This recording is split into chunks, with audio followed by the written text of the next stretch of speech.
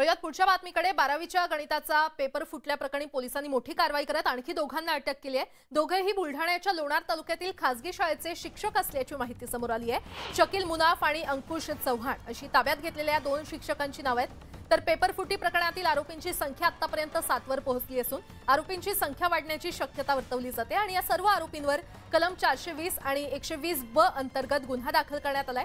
मात्र पेपर फुटी प्रकरणात अद्यापही मुख्य सूत्रधार पोलिसांना सापडलेला नाही। या संदर्भात अधिक माहिती देत आहेत आमचे प्रतिनिधी राहुल खंदारे आपल्यासोबत जोडले गेलेले आहेत। राहुल, आरोपींची आता संख्या वाढण्याची देखील भीती आहे, काय अपडेट मिळतात? आणखी दोघांना अटक करण्यात आली आहे?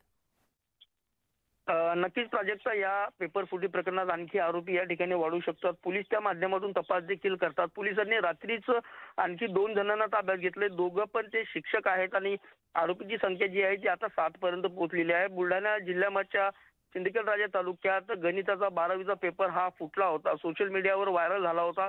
त्यामुळे संपूर्ण महाराष्ट्रामध्येच खळबळ माजली होती।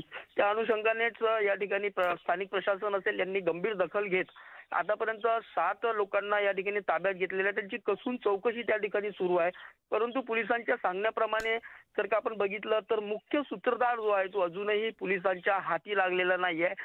विविध प्रकारचा तपास करून गोपनीयता बाळगून देखील या ठिकाणी पोलीस आता मुख्य सूत्रधारापर्यंत पोहोचण्याचा या ठिकाणी प्रयत्न करतायत। तर लवकरच मुख्य सूत्रधार हा ताब्यात असेल आणि आणखी कुठले शिक्षक आणि आणखी कुठले एजंट यामध्ये सहभागी आहेत त्यांचा देखील कसून या ठिकाणी शोध घेतला जातोय। लवकरच मुख्य सूत्रधारही ताब्यात येईल आणि 12वीचा जो गणिताचा पेपर फुटला होता त्यामागे मोठं रॅकेट आहे का याचा तपास देखील आता या ठिकाणी पोलीस करताना आपल्याला पाहायला मिळतात।